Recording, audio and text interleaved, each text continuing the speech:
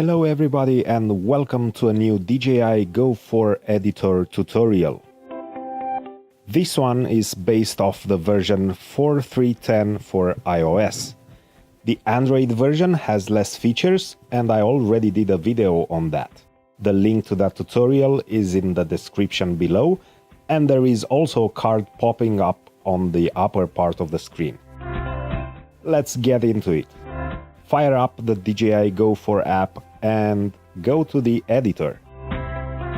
The first step is to import the footage from the SD card.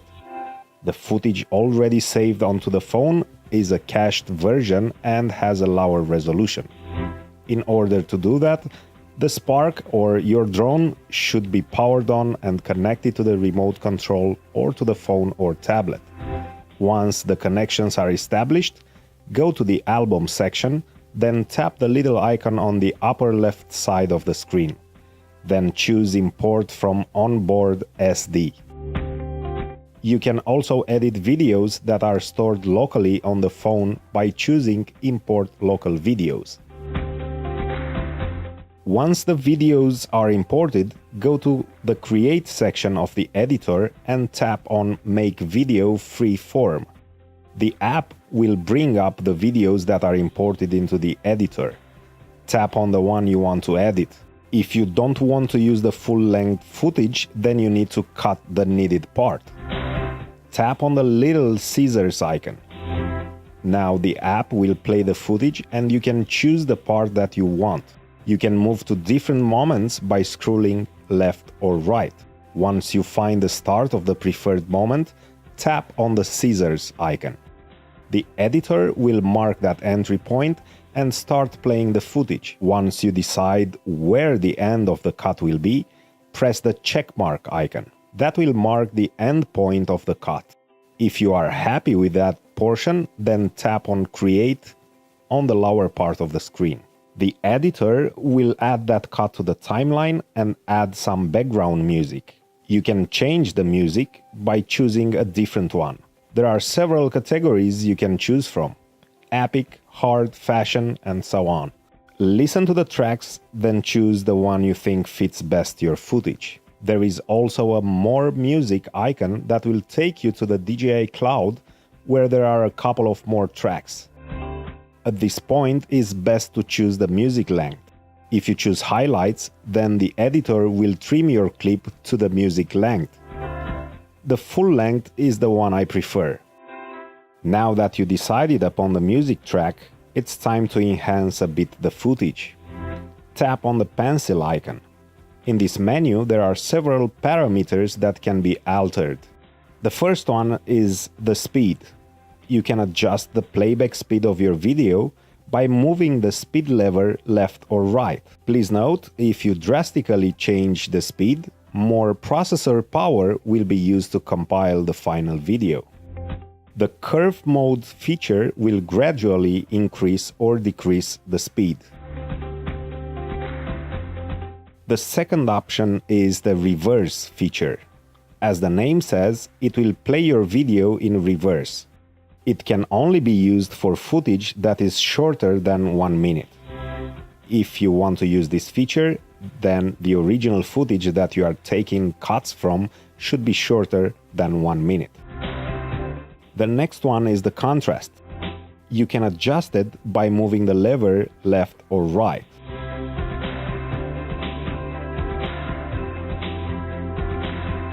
Brightness can be adjusted as well.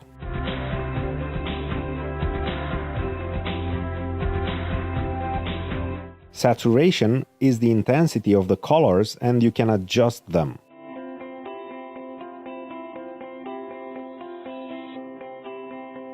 Temperature will add some tint to the footage to make it look cooler or warmer.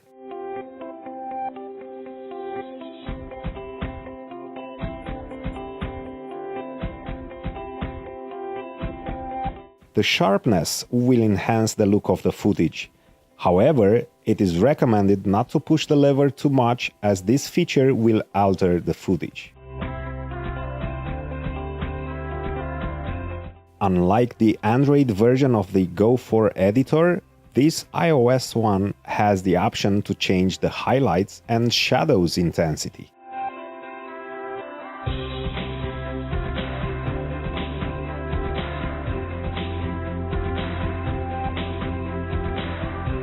The tilt shift creates the impression that the objects are smaller than the reality.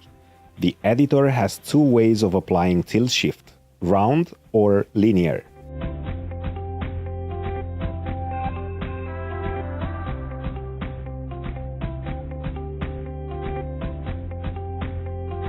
Another option that is not present in the Android version is the background music volume. You can adjust the volume of the background music for each clip on the timeline. One thing to note: if you change the playback speed of the clip, then you cannot change the music volume. If you want to keep your video consistent, then I would recommend noting down all the settings that you've made in this menu and apply them to the other cuts as well. Now let's add another cut to the timeline. Tap the plus icon and repeat the procedure. Choose the clip, tap the scissors to enter edit mode. Choose the start and end points for your cut.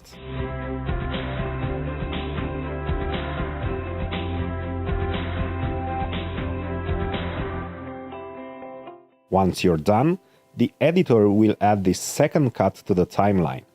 By tapping onto the pencil icon, the adjustment can be made to the speed, contrast, saturation, brightness, and so on.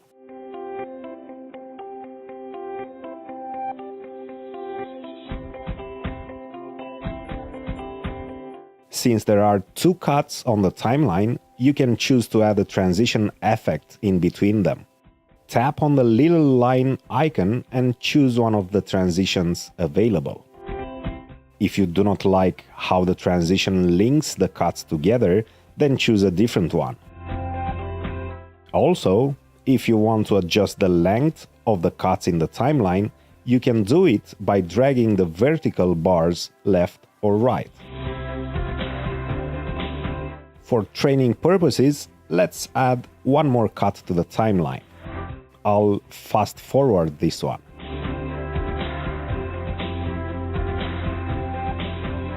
Now that we have all the needed cuts on the timeline, let's navigate further. The third icon on the left side of the screen opens up a filter menu. There are several presets to choose from and apply to the cuts. Choose the one you like or just keep the original look of the footage. If you want to add a title to the final video, you need to tap the fourth icon on the left side of the screen. There are some animated presets to choose from and also a free text one. If you choose the free text one, type in the text you want to appear at the beginning of your final video.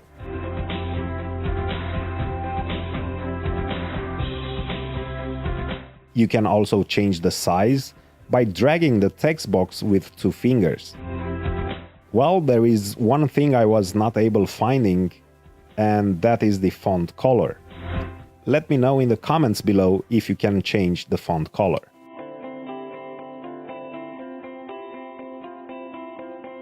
So, we have our clip ready to be exported. Tap on the complete button on the upper right side of the screen. The editor will start processing and saving the final result that can be shared. Add a title for the video, add some relevant tags, and change the cover if needed.